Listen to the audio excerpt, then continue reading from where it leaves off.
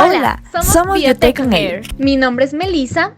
Y yo soy Leslie. Daremos paso ahorita a la sección del conversatorio, donde vamos a un poco a debatir estos métodos mágicos, como mencionó Michelle. Y bueno, primero para comenzar, me gustaría que si alguien me pudiera dar una vista general de lo que es la pseudociencia y cuáles son las consecuencias de utilizarla.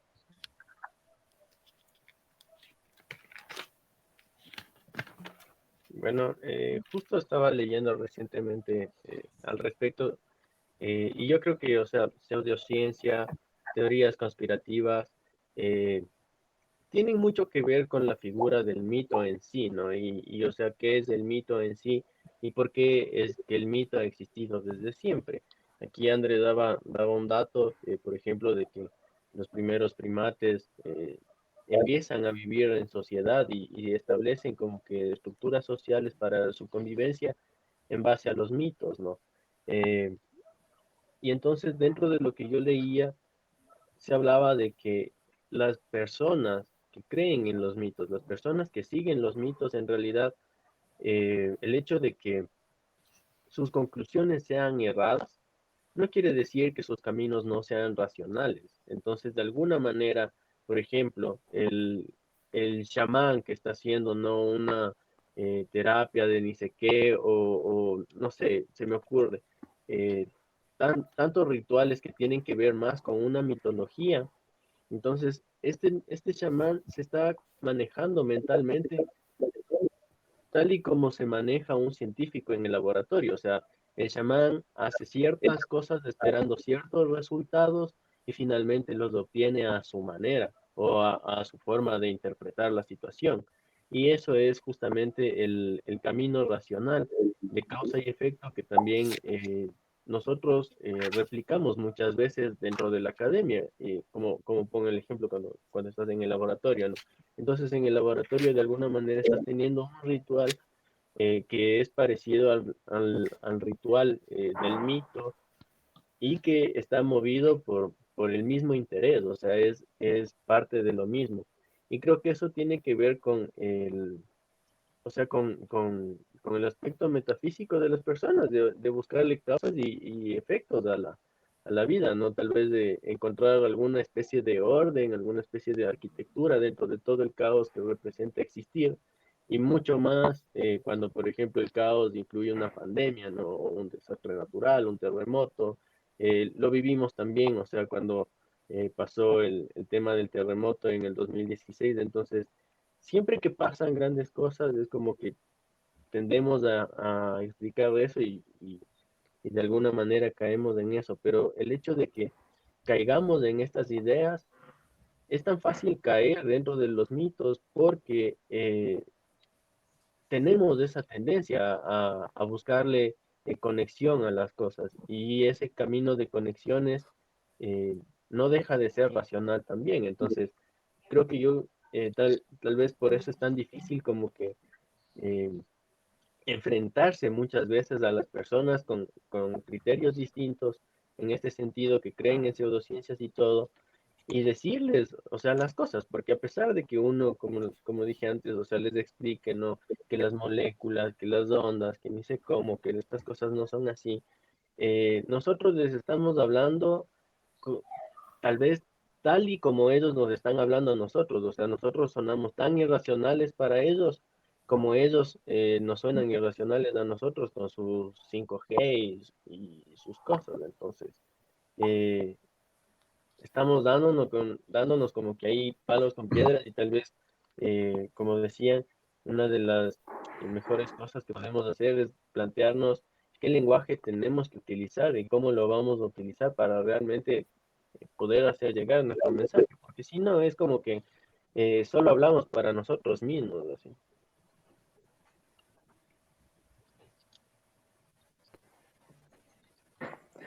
Bueno, no sé si puedo intervenir. Sí, yo pienso también que sucede algo, ¿no? Y tal vez aquí yo puedo ser un poco crítico con las ciencias fácticas. Y pienso yo de que existe, digamos, dentro de lo que sería el esquema de la epistemología, comentan de que existen tradiciones de pensamiento o tradiciones de conocimiento. Podría decirse que la dicotomía entre ciencia y pseudociencia es algo que viene planteado desde la tradición científica anglosajona. El mundo anglosajón, digamos, como ustedes bien saben, de otra manera son los que dominan, digamos, el espacio, digamos, de lo que se llaman las ciencias naturales. Pero también nosotros encontramos de que existen otras tradiciones, y por ejemplo, los alemanes, ¿no? Los alemanes, ellos tienen esta palabra que se llama Wissenschaft, que significa, para ellos es el saber o los saberes, en donde ellos ven que ellos no hacen la distinción ciencia o pseudociencia, sino lo que ellos hacen la distinción es eh, ciencias muy formales y ciencias no tan formales. Entonces podría decirse que, por ejemplo, las matemáticas, la biología, la medicina son ciencias muy formales frente a otras ciencias como la literatura, porque ellos en sí, los alemanes ven a la literatura o los estudios literarios, los estudios artísticos también como ciencia, dentro de su tradición intelectual, académica. Pero obviamente yo pienso que es interesante verlo desde esa manera, ¿no? De que el conocimiento, y esto les voy a hacer a los estudiantes, ¿no? Digo, el conocimiento es como dos ciudades. Entonces, dos ciudades que están cercanas, colindantes. Una ciudad llamada formalidad y otra ciudad llamada facticidad. Entonces, dice, la ciudad formalidad está llena de unos edificios, unos más altos que otros. Entonces, digamos de que el edificio más alto de la formalidad, de la ciudad formalidad, es las matemáticas. Y lo menos alto de esa formalidad, digamos, ahí podríamos nosotros incluso encontrar temas como la cábala judía. La cábala judía, digamos, es un conocimiento que tiene un nivel de formalidad no tan desarrollado, incluso la misma teología, pero obviamente frente a las matemáticas, digamos, la teología o la cábala son unos pequeños edificios frente a un rascacielos que es en sí mismo la matemática, o incluso, digamos, la biología y la medicina. Pero en cambio encontramos la otra ciudad que se llama la facticidad, en donde ahí están los experimentos, los hechos, los datos, en donde en sí la cábala y la teología no encontrarían un espacio ahí, no encontrarías una casa, un edificio de nada. Ahí vas a encontrar justamente la física teórica, vas a encontrar todo lo que sería la ingeniería, etcétera. Y en ese sentido, ahí nosotros encontramos de que, como tú dices, ¿no? Existen, digamos, yo pienso, ¿no? De que esto que se llama pseudociencia y en particular estos temas, ¿no? Estos mitos que ustedes los han propuesto, realmente fallan justamente en estos dos niveles, ¿no? Fallan en que realmente no tienen un real lenguaje formal. No se pueden explicar en un lenguaje formal, sino están explicados desde una posición totalmente coloquial. Y en el campo de lo que sería lo fáctico, para nada también, o sea, son muy débiles, porque por ejemplo, yo escuché recién, le hicieron una entrevista a este señor Andreas, no me acuerdo el apellido, este alemán del que promociona el dióxido de cloro, él comenta y dice, pone como ejemplo testimonios de Bolivia y Ecuador. Esos son sus datos, esos son sus evidencias, pero no son datos sistematizados ni nada, pero obviamente eso digamos que para gente adicta a lo que sería programas de televisión tipo de variedades, eso le cae de película, ¿no? Pues ya no son dos países, ¿no? Donde hay eh, ejemplos victoriosos de esto, del procedimiento, pero fíjense en eso, ¿no? Entonces ahí estamos nosotros un poco realmente queriendo explicar dentro de un mundo que, como se comentaba, ¿no? Un mundo que realmente no ni siquiera está enterado acerca de que existen estos estudios.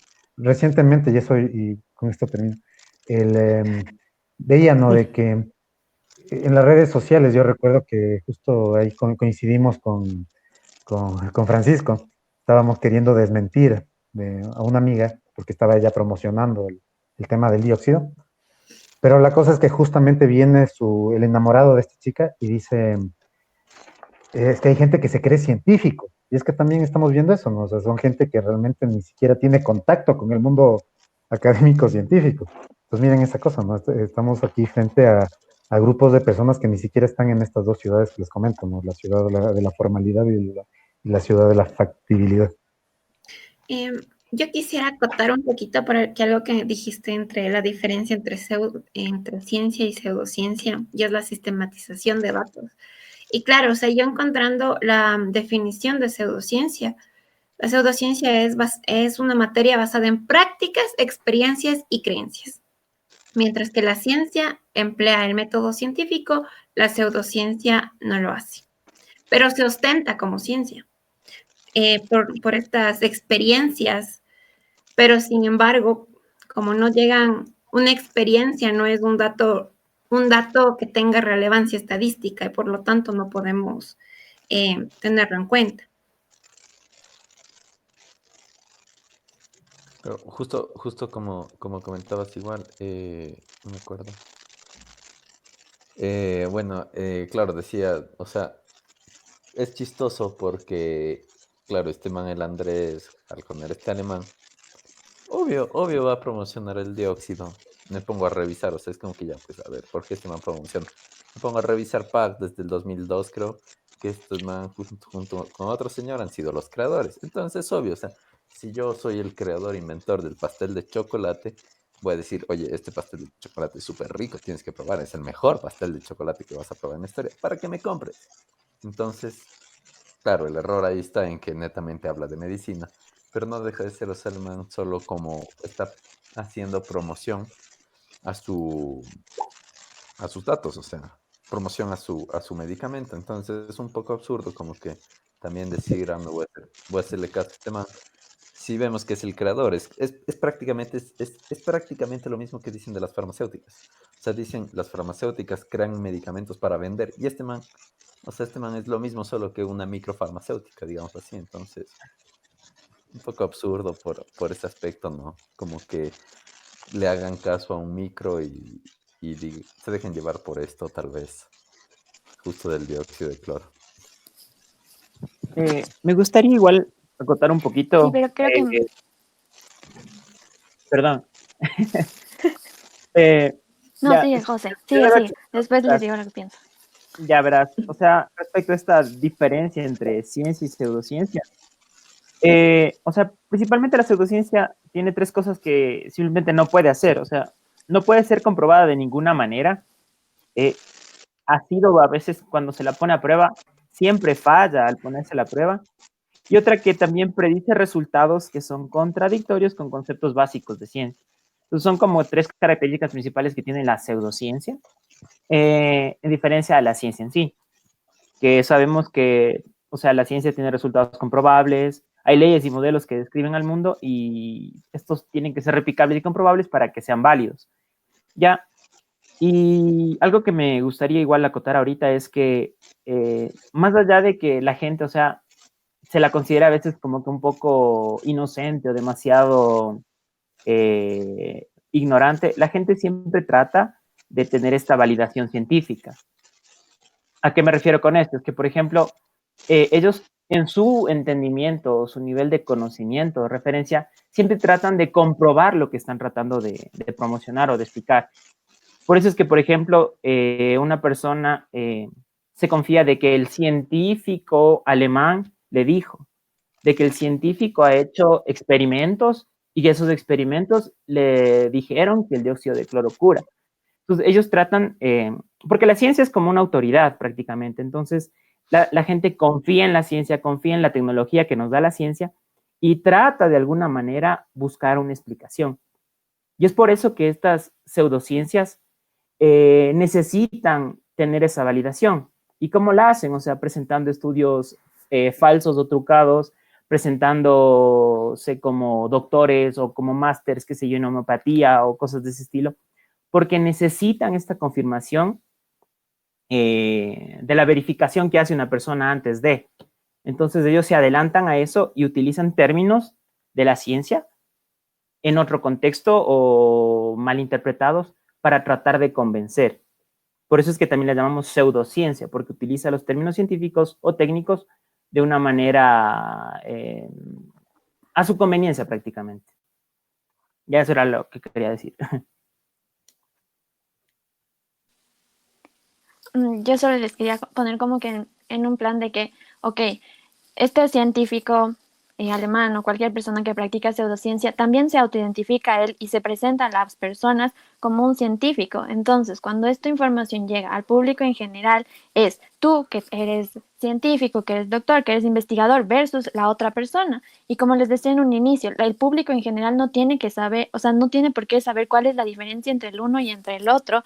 Y ahí es cuando entramos en el verdadero conflicto de que es como que tu palabra contra la de la otra persona que teóricamente, obviamente en el círculo científico y en academia de biología o de medicina, sabemos que tal vez no, pero el público en general, que es el que va a consumir esta información, no sabe esto. Entonces eres tú contra la otra persona. Entonces creo que aquí sí es súper importante que como comunidad científica, investigadores, médicos, etcétera, sepamos tratar estos temas con, en mi caso sería con mis pacientes, y llegar a una negociación ya que la persona pueda tomar una decisión informada. O sea, en medicina siempre trabajamos con medicina basada en evidencia desde 1940 y algo.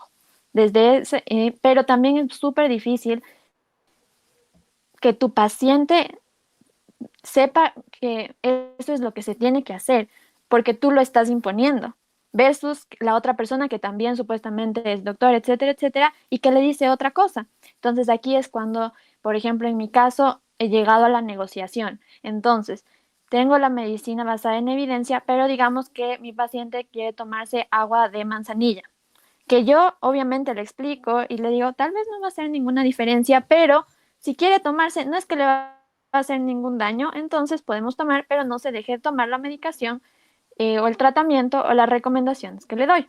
Entonces pienso que tal vez algo de negociación sí deberíamos tratar, siempre y cuando no generemos un daño al paciente. En mi caso, entonces en su caso, a la población en general. Y lo otro es que lo que sí debemos combatir, creo que todos y desde el lugar donde nos encontremos, son las noticias falsas, sean de ciencia o sean de pseudociencia, porque también tenemos que recordar que la ciencia no siempre es completamente transparente, no siempre es completamente eh, clara y limpia como todos quisiéramos, pero lo que sí hay que combatir son las noticias falsas que nos dicen que esto nos va a curar, que esto nos va a salvar, que esto no tiene ningún efecto adverso, sino que tenemos que ser muy cautos y de investigar. Por ejemplo, si alguien te dice, ¿me puedo tomar esto? Es diferente que tú le digas un no rotundo porque esto no sirve, a que tú investigues y veas qué es, qué no es, en qué pacientes puedes dar, en qué pacientes tendría una contraindicación y de esta manera de darle los sustentos necesarios y al mismo tiempo, en el caso de que no le vaya a hacer daño, decirle tal vez esto no le va a servir para lo que está haciendo, pero no tengo problema en que se tome esta agüita de manzanilla. No sé qué opinan ustedes al respecto.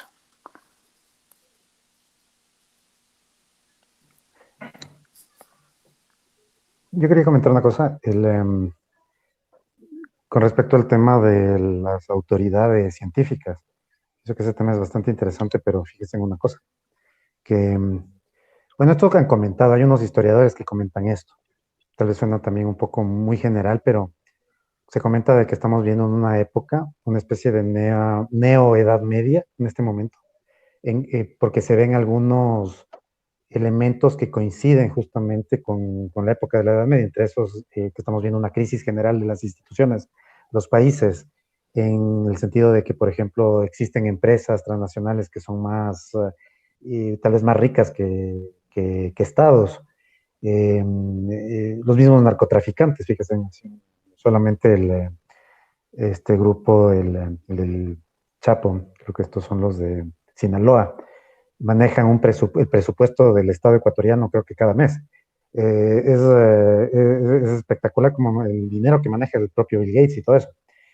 Y eso también se suma a una especie de contraataque de lo que sería los grupos evangélicos en toda América, tanto en Estados Unidos como aquí en Latinoamérica. Estamos viendo de que ponte en Brasil, en Bolivia, incluso están vinculados con el poder económico, con el poder político. Y la cosa, y además, entre esos elementos está también el hecho de este apego a las autoridades científicas, que si ustedes se fijan, eso era muy común en la época de la Edad Media. De hecho, cuando vino la Ilustración, cuando llegó, digamos, lo que sería el pensamiento cartesiano, la duda metódica, era una lucha contra este apego a las autoridades. En el apego en el sentido de decir, bueno, yo cito o gloso alguna autoridad religiosa para darme un sustento intelectual. La cosa es que estamos aquí viviendo una época media parecida, que estamos simplemente enunciando de que esto tiene un fondo, o sea, pero no se lo explica, no se lo expone, simplemente dice, eh, hay una referencia que hay un científico por detrás, pero eso es falso, pero la cosa es que la gente lo toma como una verdad, pero no se mete a ver el proceso, no se mete a ver el método, no se mete a ver todas esas cosas.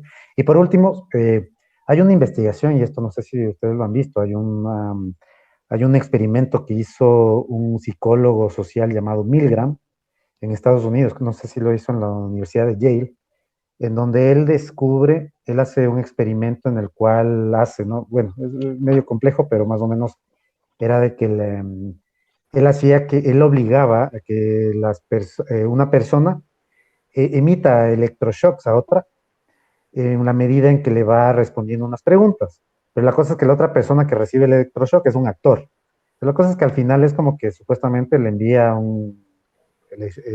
al punto de matarlo, ¿no? Y la cosa es que esta persona no se daba cuenta que estaba haciendo eso.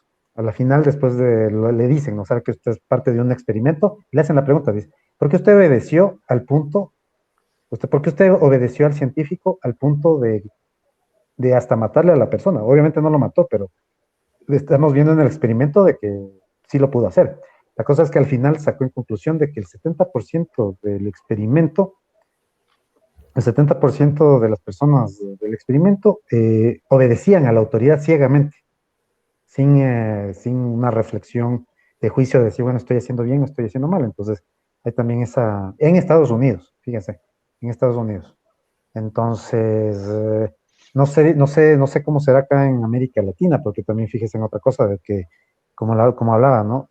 Nuestra relación con el tema académico también es como que reciente, o sea, digamos que sin hacerle campaña a la época de la Revolución Ciudadana, digamos que esa época fue una época así de inversión en lo académico, como que se hizo, digamos, una especie de gestiones acerca, creaciones institucionales para poner todo eso.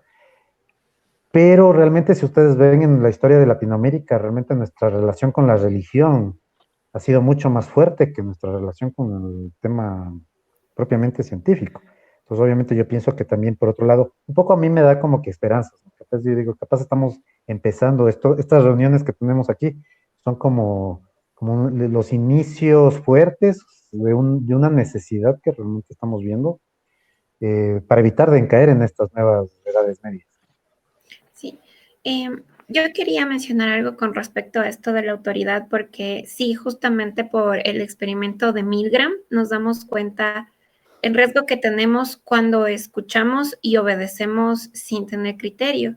Y yo creo que esto en esta pandemia se ha visualizado mucho cuando vemos que hay ciertos, por ejemplo, o sea, hay personal médico que, por ejemplo, receta ivermectina, que es lo que yo he visto, a la gente en el campo. Y la gente en el campo obviamente va a creer en su doctor porque es un doctor y tiene una formación. Entonces, estamos en esto de que, ¿cómo se combate, cómo combates tú a la figura de autoridad cuando, como Michelle ha mencionado, cuando tú no eres un experto y cuando otra persona te dice otra cosa y otra te dice otra cosa, ¿a quién deberías creer?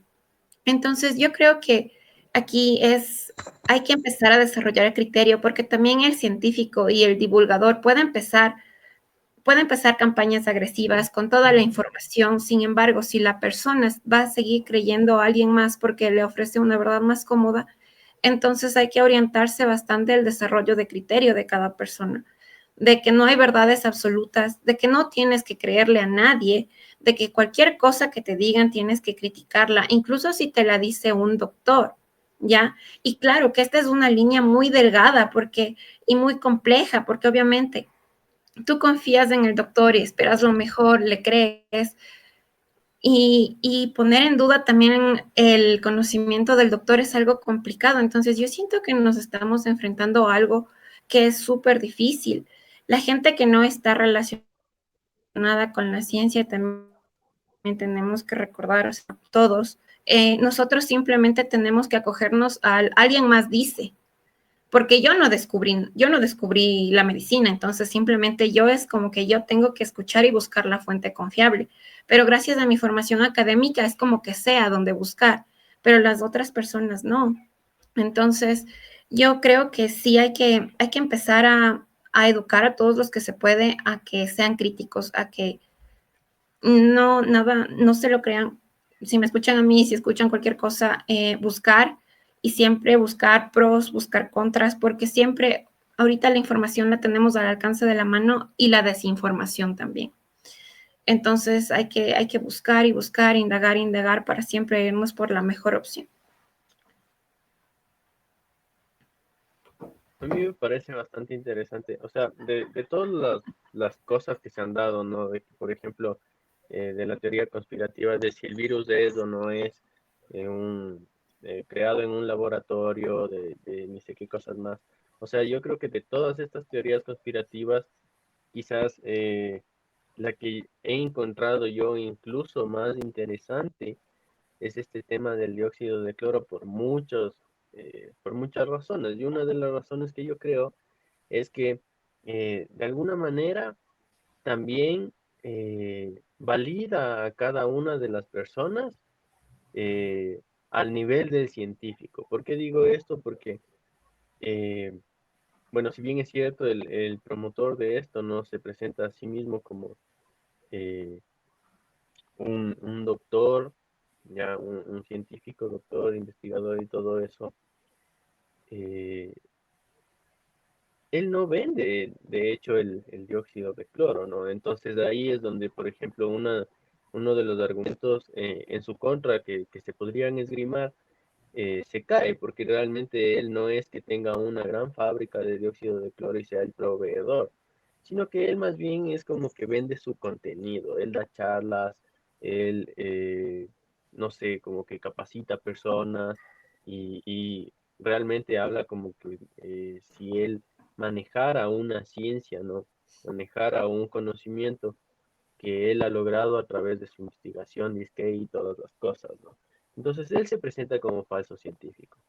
Pero la otra de las cosas es que a las personas se les convence de que es algo tan sencillo que ellos pueden hacerlo en su casa. Tienen los dos frasquitos, mezclan el frasquito A con el frasquito B, le ponen agua y se lo toman. Y en ese sentido, esa persona se siente como que al nivel, no sé, pues del químico farmacéutico que fabrica realmente las pastillas que se utilizan en la medicina, ¿no? Entonces dice, yo estoy haciéndolo, yo me estoy curando. Y también eso le pone en un punto en el que se enfrenta, por ejemplo, a la opinión científica o a la opinión profesional. Y dice como, a ver, ya, pues si tan químico eres, ¿por qué no haces tú mismo? ¿Y por qué no pruebas? Y vas a ver que sí es bueno y ya vas a ver que es la verdad, ¿no? Entonces, es bastante retador desde algunos puntos de vista y me parece bastante interesante esto de que a mí me parece que funciona porque lo pone en las manos de las personas.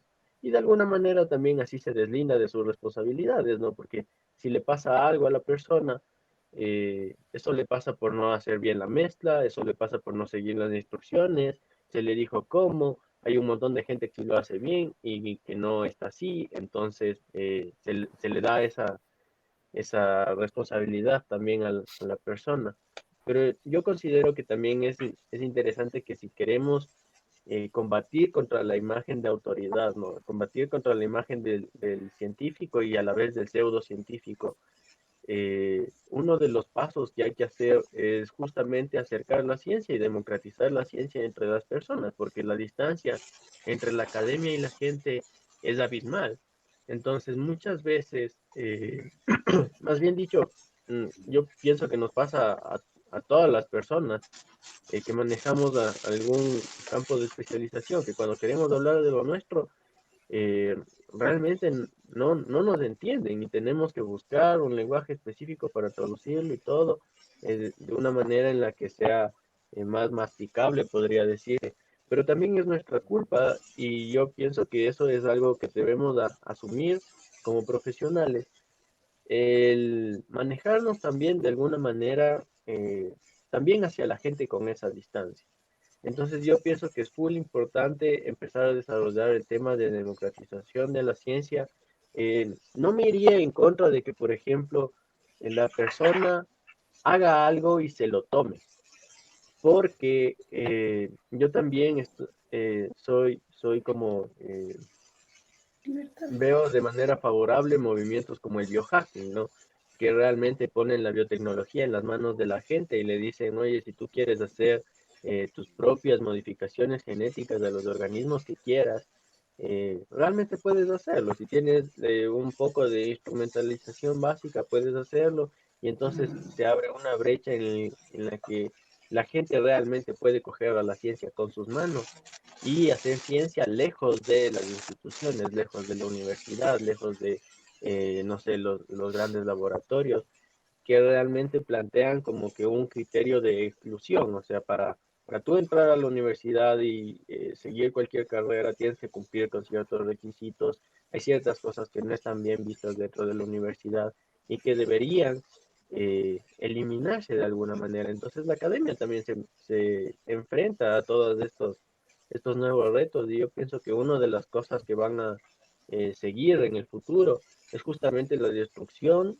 de esta supremacía de la academia. La academia se está quedando relegada y lo de ahora tiene que ser apuntándole a eso, porque si nosotros no democratizamos la ciencia, entonces va a haber gente que en una apariencia de hacer esto, como digo, por ejemplo, el dióxido de cloro, que aparentemente pone a la química en las manos de las personas, entonces genera un gran daño, ¿no? Y también genera este pensamiento en contra del profesional de la salud, en contra del profesional de la química o del profesional respectivo, que le dice, oye, pero si tú eres tan así, si tú eres tan salsa, ¿por qué no haces tú mismo? Pues, o sea, ¿por qué no lo pruebas tú y tal? Si yo soy tan científico como tú, o sea, nos iguala de alguna manera.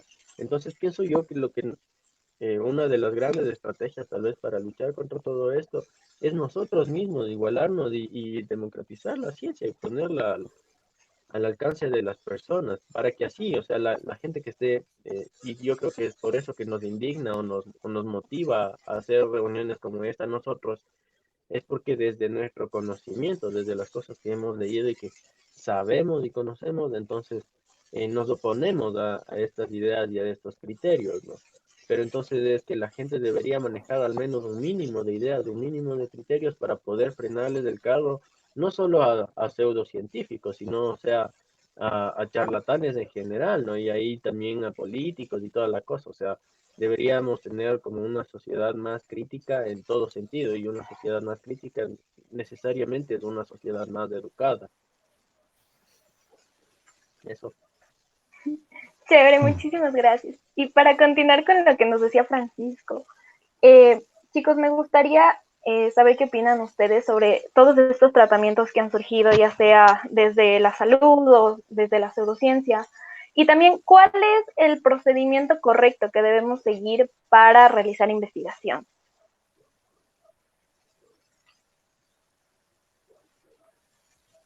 Ok, bueno, voy a empezar yo acerca de los que he escuchado. Bueno, a mí me parece increíble que ciertos métodos se pongan en práctica sin tener en cuenta los principios de la bioética, que es siempre ver el beneficio. O sea, siempre haces una relación costo-beneficio y el beneficio siempre tiene que ser mayor al costo. Y hemos visto ahora cómo se ha politizado, de hecho, el manejo de estos medicamentos para venderte la falsa cura y se ha visto cómo prácticamente se está violando la bioética al expender este tipo de medicamentos. creo que la gente igual lo consume debido a la desesperación y al desconocimiento, a tratar de manejar la situación. Hubo la hidroxicloroquina, que ahora la usa Bolsonaro y la promociona. Ivermectina, que se usa en los sectores rurales.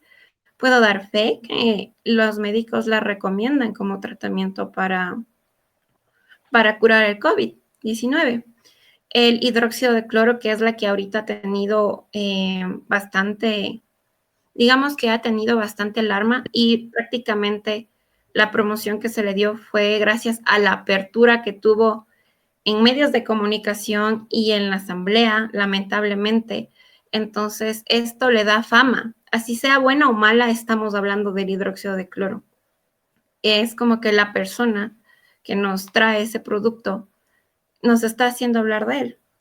Y bueno, me parece en serio, de verdad, una pena que es prácticamente jugar con la desesperación de las personas, porque saber que no hay una cura todavía, saber que tenemos que esperar, nos pone en una situación de caos, nos pone en una situación de a mí lo que me vendan me tomo, si es por mi bienestar, por mis hijos.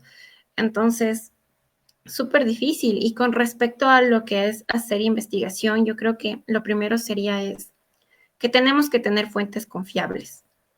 Lamentablemente en el Ecuador la mayoría de la gente asiste a lo que son los medios tradicionales. Sin embargo, yo veo que en los medios tradicionales no hay como una asesoría, y si la hay, la comunicación que nos está llegando es errónea.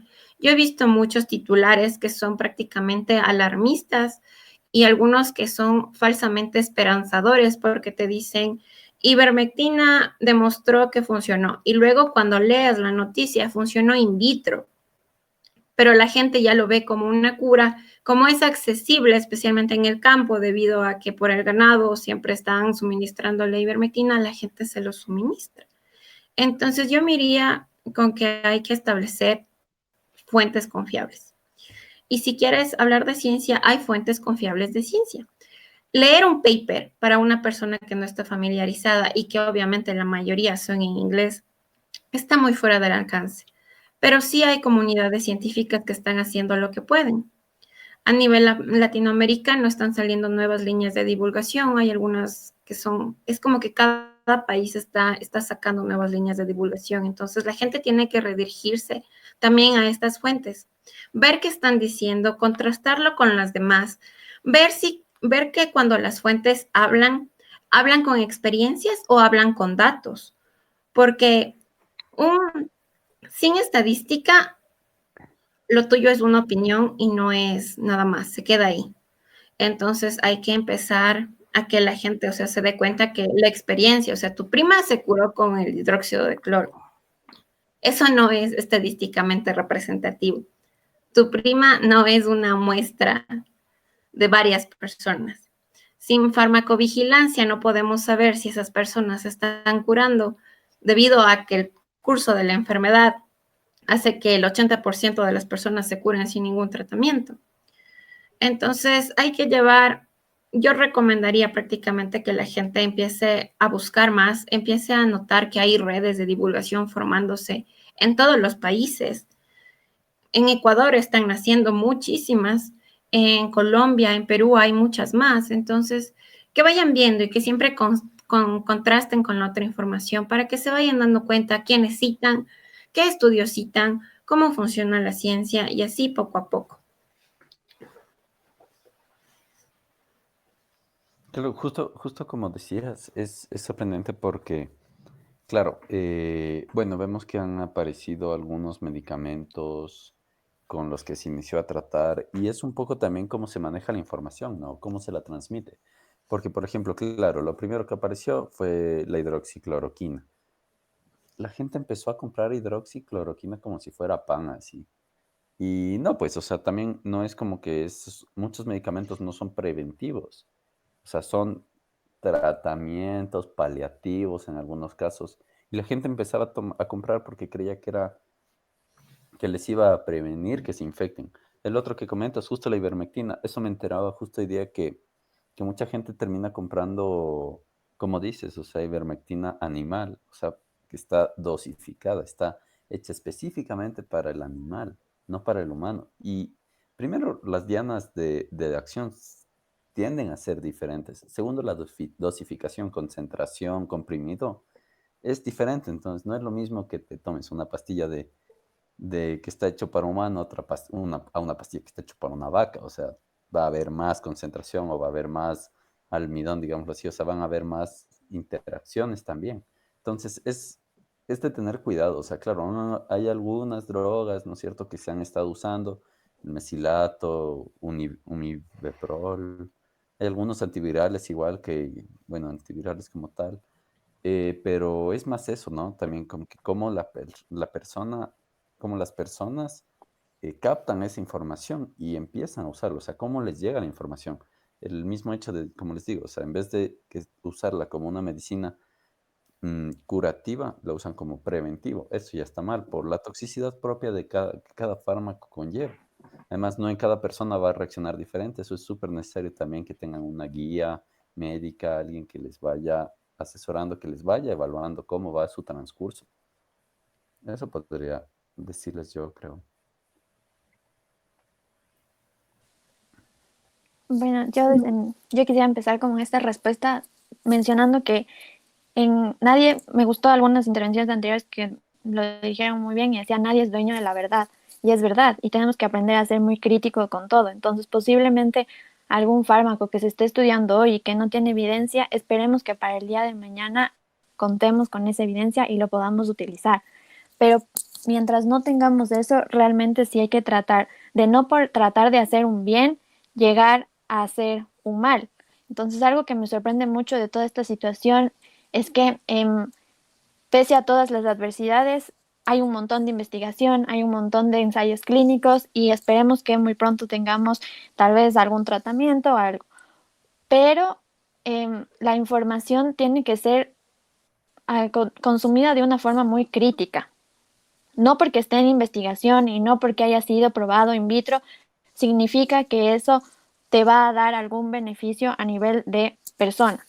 Entonces, básicamente, de lo que tengo el conocimiento para hacer un fármaco, lo primero que tienes que hacer es tener más o menos claro cómo es el ciclo de la enfermedad, es decir, la fisiopatología de la enfermedad, y en base a eso buscas una molécula o algo que le ataque. Puede ser directamente al virus o puede ser en alguna parte del proceso que desencadena el virus para generar algún tipo de mejoría. Siempre empezamos a formar este fármaco y lo probamos primero en células in vitro, que son un conjunto de células que están ahí en una cajita, les infectas con el virus y luego les pones tratamiento. Si pasa esa fase, que todo esto es preclínico, esto no es en humanos per se, pasas a hacerlo en animales. Si pasa en animales, recién ahí pasas a un estudio clínico como tal, en seres humanos, donde primero ves toxicidad, eficacia y luego ves si funciona en la persona. ¿Sí? Y aún así, después de todo eso, tienes que ver en qué parte de la enfermedad tú le vas a dar un medicamento. Es decir, los antivirales generalmente están apuntando a que sea el inicio de tu enfermedad, porque es donde tienes virus, pero después en las personas que se complican y que ya van varios días con enfermedad, no es per se el virus el que te está causando la enfermedad, sino tu respuesta inmune. Entonces ahí es cuando vienen otro tipo de medicación. Entonces, por eso creo que sí tenemos que ser muy críticos y no solo en la población en general, que obviamente nada de automedicación, cada paciente debe ser personalizado, etcétera, etcétera, sino también en la comunidad de médicos y en la comunidad científica. Es imposible generar una recomendación de algún medicamento de forma generalizada, porque, ok, la ivermectina, lo que se cree es que va a actuar a nivel de creo que esto les va a aburrir un poquito, pero es un poco de las importinas que le permiten al virus apagar tu sistema inmune. Entonces, teóricamente, todo es hipótesis y no está mal que hayan estas hipótesis, porque en base a las hipótesis, una vez que las probamos, estamos generando la ciencia, pero mientras tanto siguen siendo hipótesis. Entonces va a ayudar a que tu sistema inmune no se inactive por el virus. Esa es la teoría. Entonces, teóricamente la ivermectina tendríamos que dar antes. En el caso de otras medicaciones en otros medicamentos que también son muy comunes y que se recetan en el medio, está la citromicina. La citromicina, en cambio, los estudios que están haciendo son para el final de la enfermedad, cuando tú tienes un síndrome de distrés respiratorio. Ese es el estudio que se está haciendo, porque dicen que actúa como inmunomodulador y porque en otras enfermedades virales se usa como coadyuvante en personas que ya tienen síndrome de distrés respiratorio agudo, es decir, al final de la enfermedad. Entonces sí tenemos que ser muy críticos, individualizar a cada paciente, y no solo a cada paciente, sino al periodo de la enfermedad al que vamos a atacar. Entonces realmente imposible generar una recomendación general o empezar a dar a todas las personas esto o recomendar a todas las personas esto o aquello, porque realmente depende de varios factores. Hay medicación que se está estudiando y que, por ejemplo, no se puede dar en personas menores de 12 años, y así un montón de otras cosas que nos pueden dar. Y otra cosa que me parecía muy interesante, creo que alguien lo mencionó, es que el problema de esto también es que, por ejemplo, en hidroxicloroquina, hay personas que necesitan hidroxicloroquina no para el COVID, obviamente, pero para su enfermedad de base. ¿Y qué pasó? 2 días después de que salió este anuncio, no había hidroxicloroquina en ninguna parte. ¿Y qué pasa con estas personas que necesitan esta medicación? Lo mismo pasó con la vitamina D. Salió en alguna parte vitamina D, todo el mundo fue, compró vitamina D.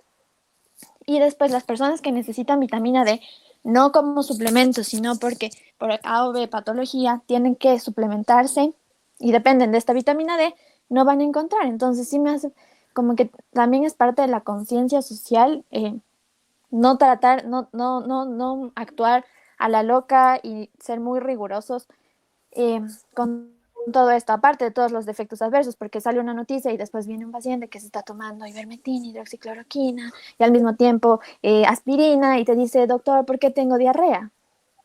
Solo como para finalizar.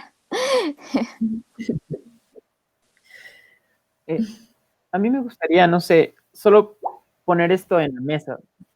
¿Es culpa en sí de la gente o los entes reguladores permiten que se dé esta venta indiscriminada de los medicamentos? O sea, no hay tanto control a veces cuando se quiere obtener un antibiótico si es que no se tiene una receta, o en este caso, por ejemplo, la hidroxicloroquina o la dexametasona, que prácticamente están al alcance de cualquier persona. En las farmacias de barrio a veces las encuentras y no hay un control más riguroso o estricto de la venta de estos medicamentos. Entonces, yo también pensaría que aquí juega un papel importante el Ministerio de Salud, el gobierno en sí, las entidades reguladoras, porque claro que es culpa de la ciudadanía a veces por no tener un poco más de criterio y evitar la automedicación, pero si es que la tienes a la mano y a veces te la venden ilegalmente, o sea, la puedes comprar, pero no hay un control. Entonces yo pensaría que también depende mucho de que estas entidades reguladoras hagan su trabajo y que también puedan controlar de mejor manera la venta de medicamentos. Porque por eso es que tenemos automedicación y por eso es que a veces se complican patologías que hubieran sido fácilmente resolvibles tratándolas bajo la estricta revisión de un médico. Pero eso solo siempre y cuando las autoridades que controlan tampoco no estén seducidas por estas ideas. Porque fíjense en una cosa, y esto es lo que me impactó.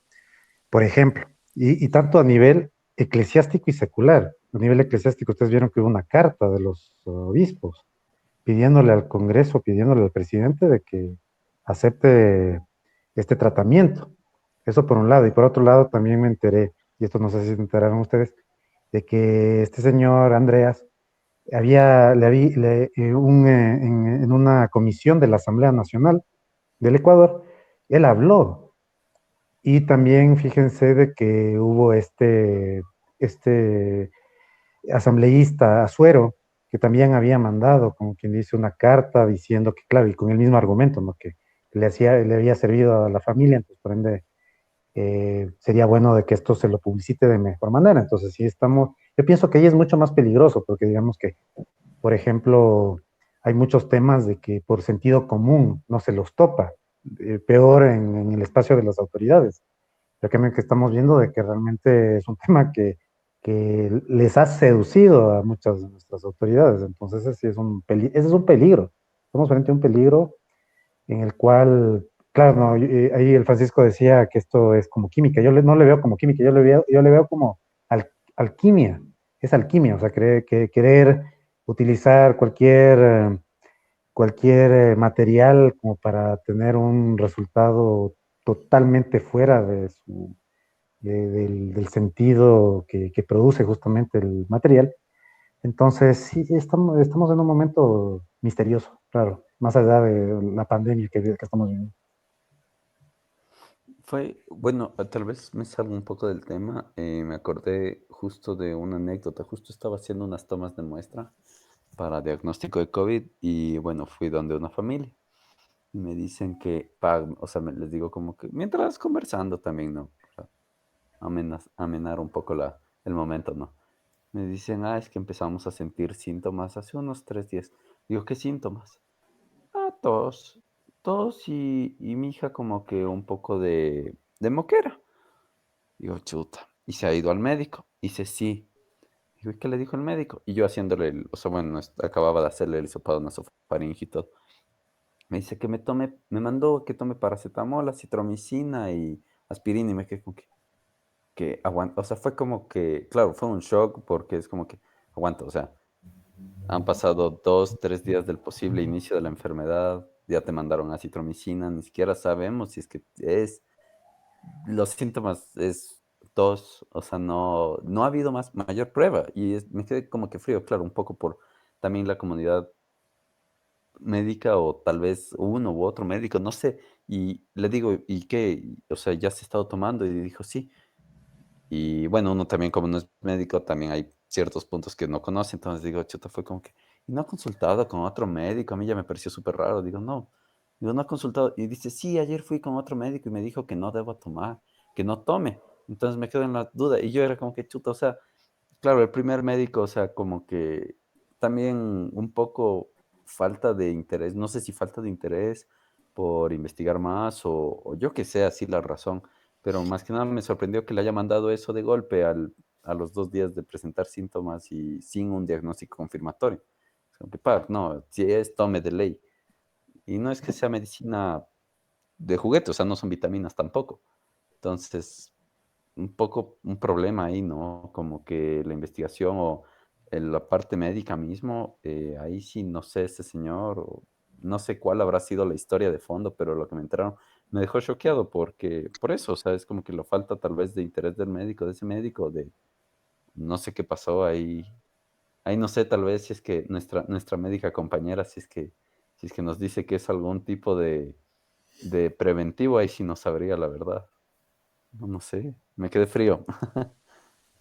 No, lastimosamente si hablamos de acitromicina como tal, no hay nada comprobado. Lo que puedo acotar ahí es que muchas veces creo que esta desesperación también está llegando a muchos colegas, porque si tú tienes tu paciente que se sigue descompensando, o sea, vas a entrar en desesperación y vas a querer darle algo, pero realmente que esa sea la conducta más adecuada, no.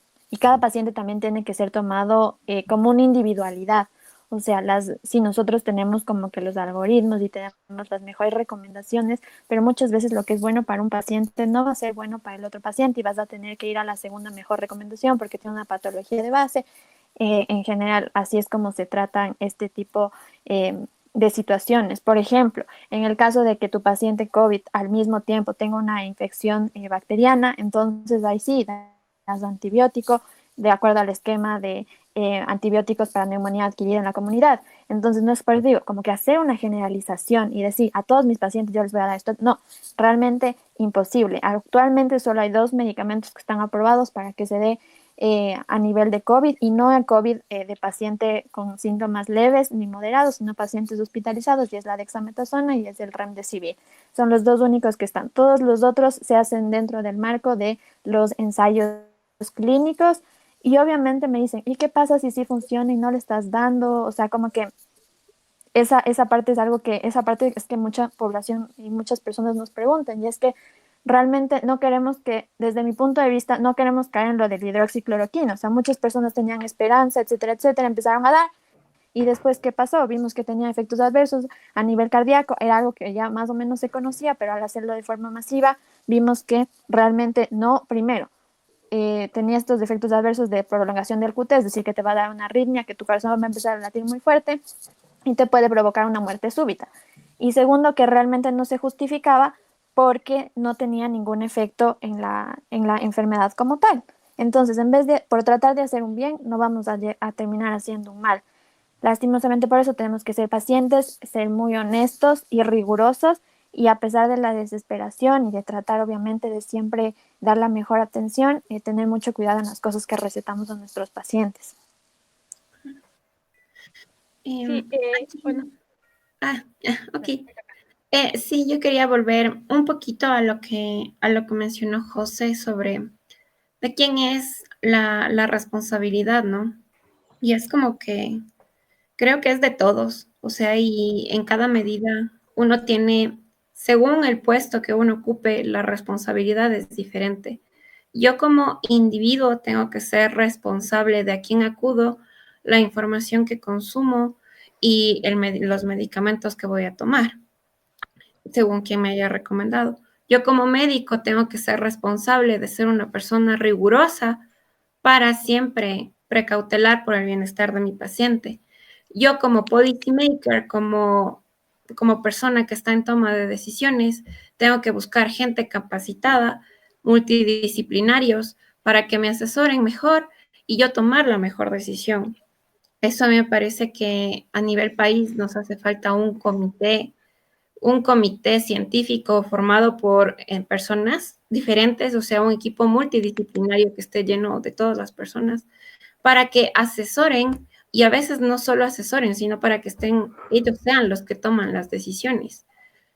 Yo creo que en eso viene, o sea, la responsabilidad es de todos, pero la responsabilidad varía según el cargo que tú ocupas. Listo, entonces para ya finalizar el episodio, me gustaría que dieran comentarios finales, algunas conclusiones que les gustaría escuchar a la audiencia.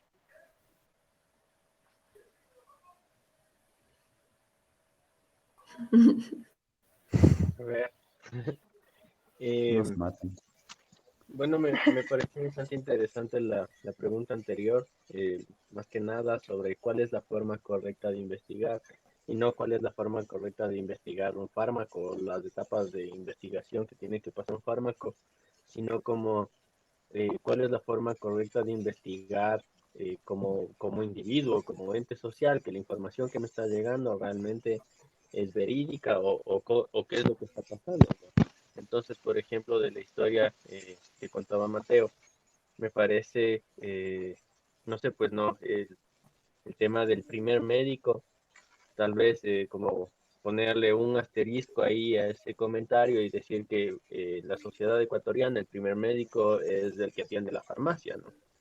Entonces, eh, yo creo que como sociedad mismo tenemos una mala conducta con respecto a la salud pública, o sea, nos enfermamos y no vamos al médico a ver qué es lo que nos está pasando, sino que lo primero que hacemos como sociedad es irnos a la farmacia y en la farmacia ahí es donde nos dicen, usted tiene esto, le va a hacer bien esto, esto, esto. Y ahí entra, por ejemplo, un poco el tema del que estaba hablando José, ¿no? O sea, los organismos de control deberían regular y de alguna manera se intentó, ¿no? Por ejemplo, que los antibióticos se vendan solo bajo receta médica y todo eso.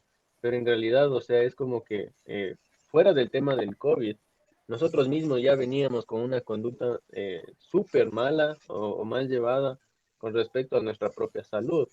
Nos enfermamos y nos quedamos aguantándonos del dolor hasta que finalmente es tan insoportable que decidimos ir al médico, pero ya cuando vamos al médico es como que el médico ya tiene que tomar otras medidas, porque ya la cuestión ya está más grave que si hubiese sido al inicio. Entonces, eh, yo tuve la oportunidad de visitar Cuba en el año 2016 y a mí me pareció, o sea, completamente extraño que allá la gente en cambio iba al médico, pero por todo, o sea, por todo, por todo, por todo. Y es obviamente porque el sistema de salud es accesible a todo el mundo, ¿no? Entonces, en algún momento una compañera de la universidad me dijo, oye Francisco, acompáñame, quiero irme al doctor porque me salió este barrito así. Y yo como que es en serio, o sea, te vas porque te salió un grano. Y ella como que sí, o sea, mejor voy al médico y veo qué onda. Y entonces, claro, ¿no? Todo eso tiene que ver con cómo nosotros estamos como sociedad mismo, ¿no? O sea, incluso a mí me pareció extraño porque a mi parecer yo tampoco fuera al médico el primer grano que me sale en la cara o tal, ¿no? Es como que dices, ah, no, es un granito, ya va a pasar, ya va a pasar. Y luego finalmente cuando hay una erupción, eh, ya que es un problema, entonces ahí sí vamos donde el dermatólogo y el dermatólogo dice, chuta, ¿y qué nomás se tomó? Y ya se tomó todos los antibióticos posibles, ya se puso todas las cremas posibles, ya se puso todo, ya se tomó todas las aguas de hierbas, entonces finalmente como que volver a la pregunta, ¿cuál es la forma correcta de investigar? Eh, Hoy en la mañana conversábamos con Jorge y sacábamos a relucir esta frase de este filósofo Wittgenstein que dice, si de algo no se puede hablar, es mejor callar. Entonces yo pienso que este filósofo dijo esto en una época en la que, o sea, eh, más bien es en contra de la gente que da su opinión con respecto a todo, a pesar de si tiene o no tiene información al respecto, ¿no? Y creo que es algo que todavía se mantiene y creo que es uno de los vicios de la comunicación que debemos luchar y que son fuente de dispersión, de pseudociencia, de teorías conspirativas y todo. Pero cuando él dijo esta frase, en realidad la gente no tenía el acceso a la información que tiene ahorita. O sea, ahorita como mencionaba André en una intervención anterior, todo está aquí. O sea, literalmente tenemos que googlear algo que no sabemos para tener un acercamiento a ese tema. Y en ese sentido,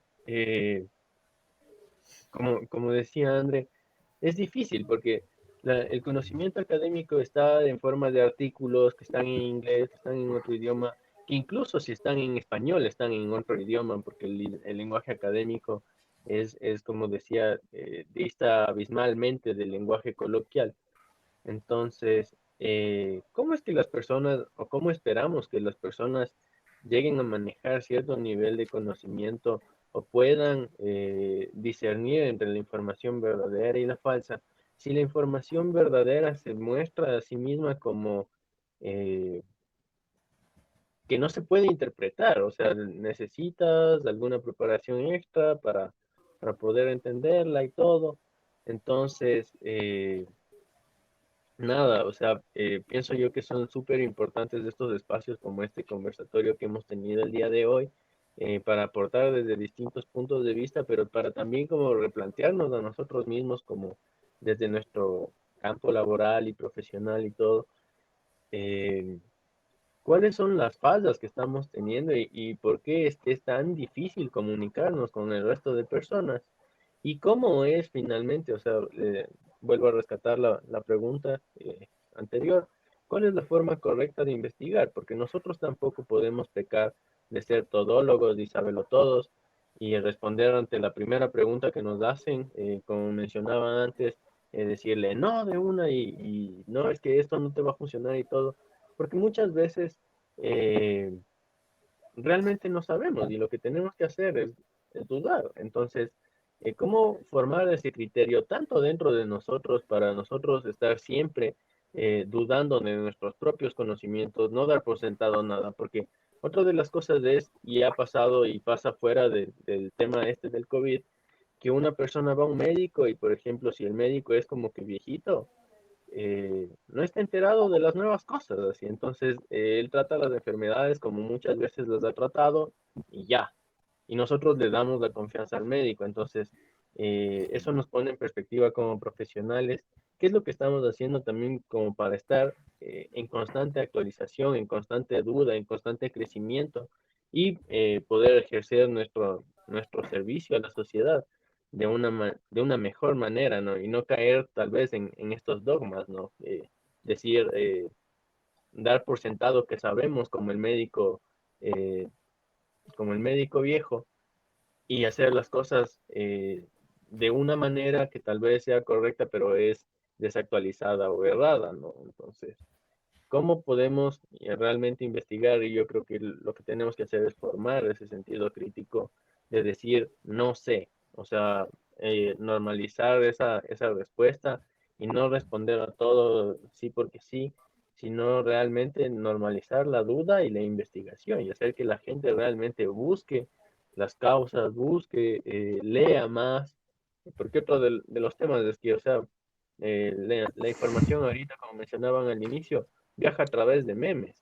Y eso es terrible porque es difícil dar un mensaje complejo a través de un meme. Entonces, eh, eso nomás pienso yo que es súper importante seguir fortaleciendo estos espacios, seguir teniendo como que iniciativas de divulgación científica, pensar también en el tema de la democratización de la ciencia y los retos que nos plantea para finalmente poder, como decía, tener una sociedad más educada, más culta y que pueda defenderse ante estos ataques de la desinformación.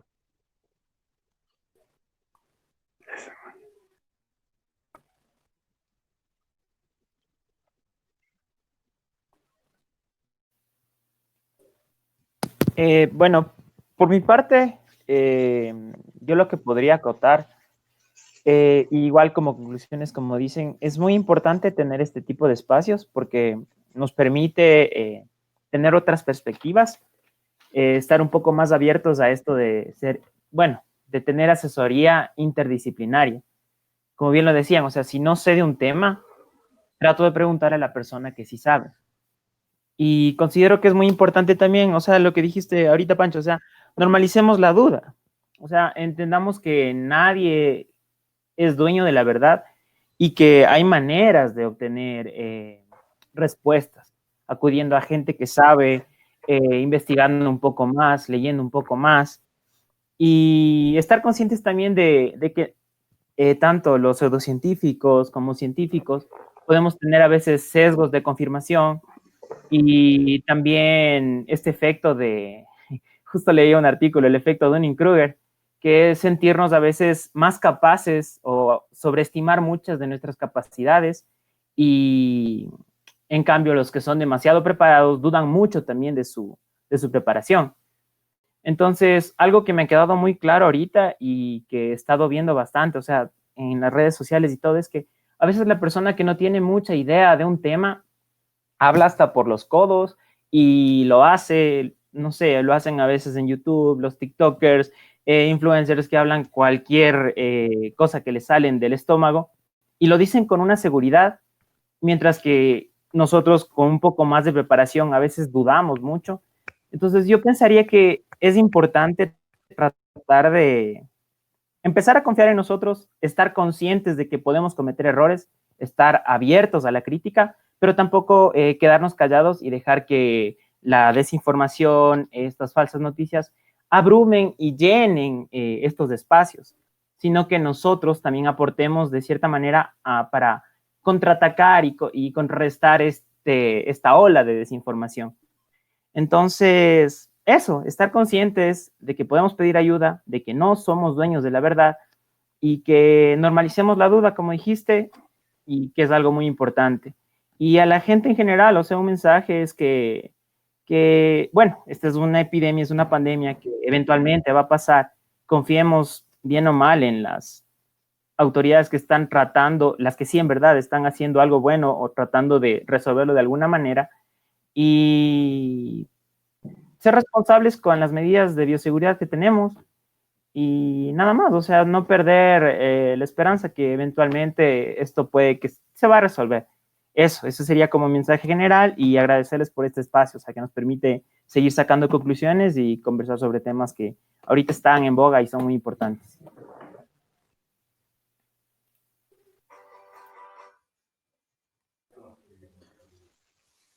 Bueno, como mi diálogo final, digámoslo así.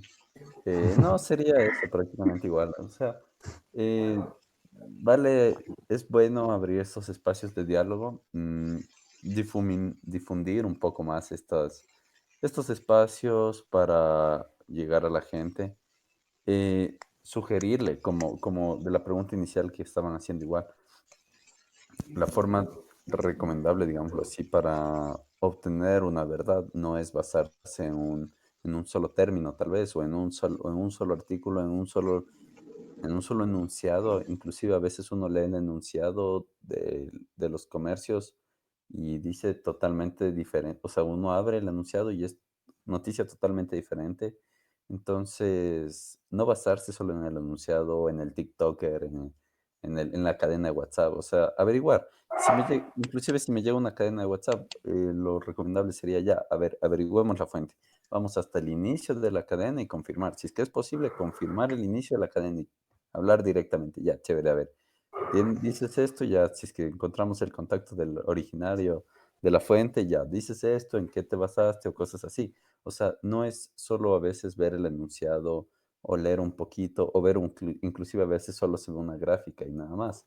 Es leer totalmente la noticia y diría que en casos de ver información documentada, ver básicamente, ¿no? ¿Cómo podríamos discernir un documento un poco más verídico de algo falso? Primero ver si es bueno, ya leemos la noticia, ver los autores, que tenga sus autores y que tenga una fuente para contacto. O sea, si es que nos podemos contactar directamente con los autores. Debe tener su respectiva bibliografía, pero una fuente de contacto de los autores es oro, porque simplemente ya tenemos nuestra duda, no está lejos el teléfono, coger, llamar, coger, mandar un mail y comentarse directamente con el autor y decir, ya, bacán, a ver, ¿de dónde obtuviste esta información o cómo la obtuviste? Me parece hasta un método sencillo en tal caso, y como les dije al inicio, o sea, no basarse en un solo dato, buscar más, encontrar más, porque si es que encontramos uno, dos de 100, o sea, dos resultados que dicen esto de 100 diferentes, algo está mal por ahí. O sea, toca empezar a discernir por nuestra parte mismo. O sea, como personas mismas, no solo como investigadores, como lectores, como comunidad científica que somos nosotros tal vez, como persona en general, buscar más información, no solo la que nos llega a través de la televisión o de las cadenas. Buscar, averiguar más y hasta estar seguros de lo que nosotros vamos a decir es verdad. ¿Por qué no también nosotros caemos en la chacha? Entonces, eso diría, sugeriría a la gente en general que busque la información de forma adecuada, que esté segura de la información y que el tío de mi amiga, de la cuñada de Joaquincito, del de la esquina, se salvó con esto. Eso no es tanta información, o sea, es ir por datos más específicos, más verdaderos. Eso diría yo, tal vez como diálogo final. Sí.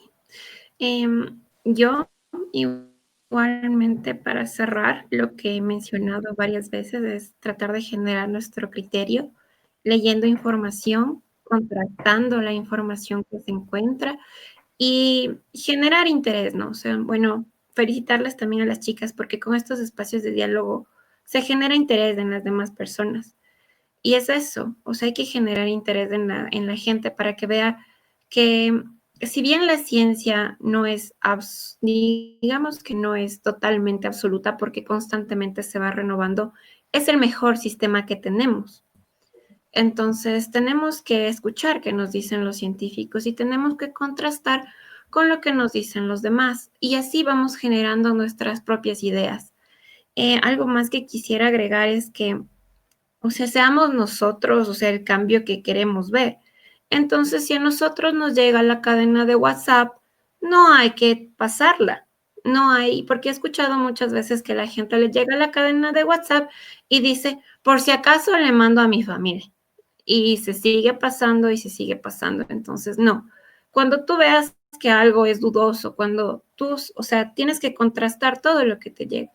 Y ahí ves y dices, ok, esto no es fiable, aquí se termina, la cadena de WhatsApp no va a seguir por si acaso. Entonces, ser uno también el que detiene esas cadenas. Y para todo, porque ahorita es como que en la pandemia se siente, pero yo he visto que se pasan las cadenas de WhatsApp con rumores de absolutamente todo. Se escuchan barbaridades. Entonces, uno ser también el cambio que quiere ver en el mundo. Y eso prácticamente. De nuevo agradecerles por abrir estos espacios de divulgación, por traer a varios profesionales y chévere, chicas, continúen.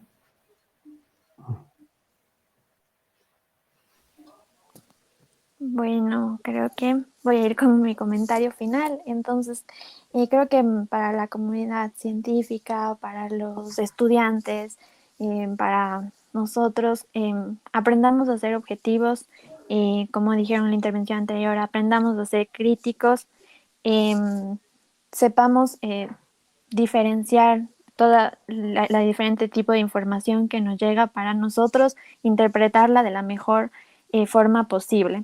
No podemos generalizar, tenemos que aprender a ver lo que dice cada paper, lo que nos dicen los diferentes estudios y dependiendo de eso, con la mejor información que tengamos a la mano, tomar la mejor decisión en este momento.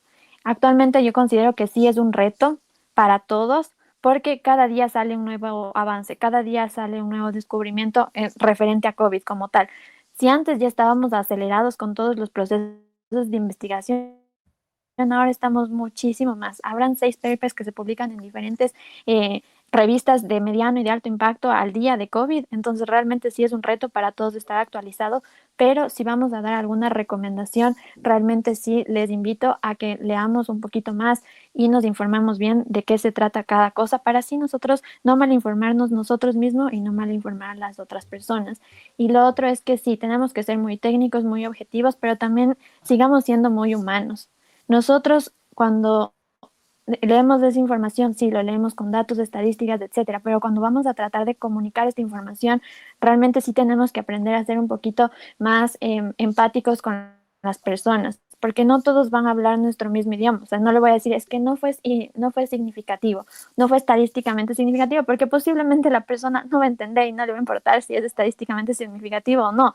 Entonces, así tengamos que estar una hora explicándole, sabe que el bichito entra por su célula, que es una cosa circular, o sea, así tengamos que estar una hora explicando así a otra persona para que nos entienda y vea que nosotros tratamos de darle alguna información válida.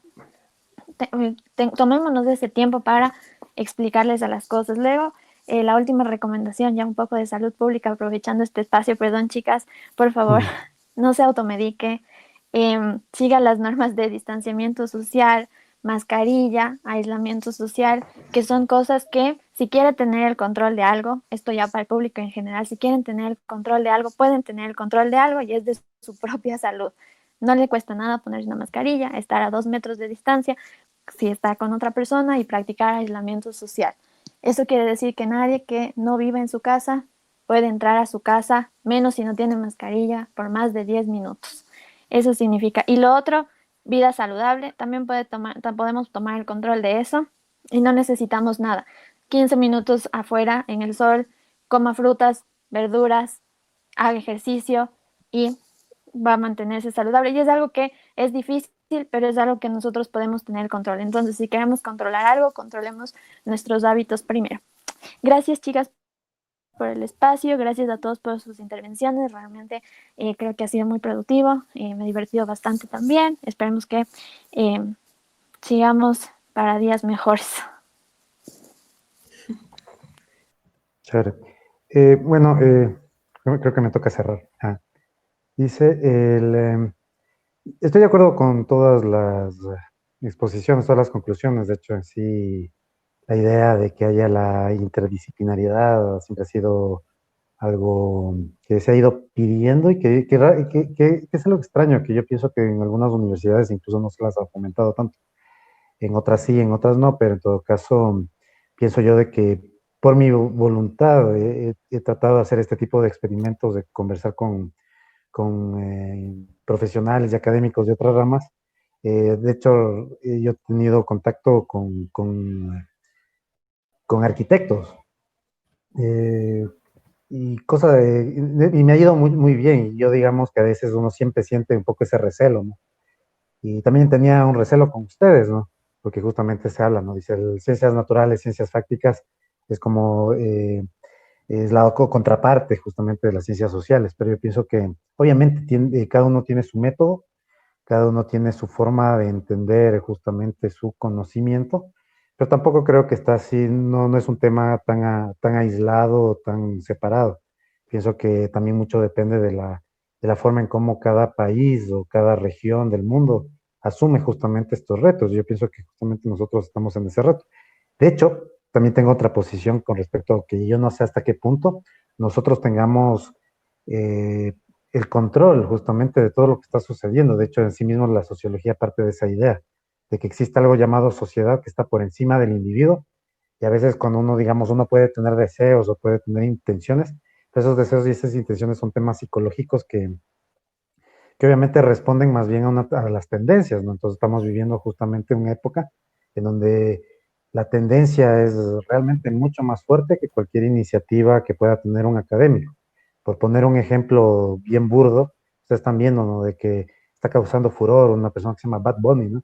Pues causa furor, o sea, y obviamente nosotros como académicos es así como que un plan, ¿qué rayos, no? O sea, como una persona de ese estilo que tiene ese tipo de comunicación, ese tipo de contenidos, puede generar tal nivel de poder, porque al final es un poder, que ustedes saben que en el fondo también es un poder económico y todo eso.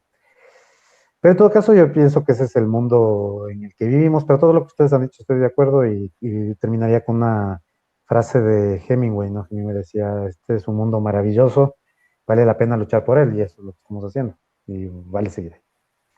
Muchas gracias. Saludos a todos. Pues bueno, chicos, queremos agradecerles muchísimo por haber aceptado nuestra invitación, por haberse dado un tiempito, pues, por ser parte de este proyecto. Y pues bueno, esperamos que la información que manejamos el día de hoy haya sido enriquecedora para todas las personas que nos estén escuchando. Y pues nos veremos por aquí en una próxima ocasión. Esperamos pues tenerles aquí. Cuentan con nosotros para lo que necesiten también. Y nuevamente muchísimas gracias. Te invitamos a que te suscribas a nuestro canal para que no te pierdas ninguno de nuestros episodios semanales, todos los lunes a las 7 de la noche. En la cajita de información te dejamos nuestras redes sociales y nuestro correo electrónico por si quieres comunicarte con nosotras. Y nos vemos la siguiente semana.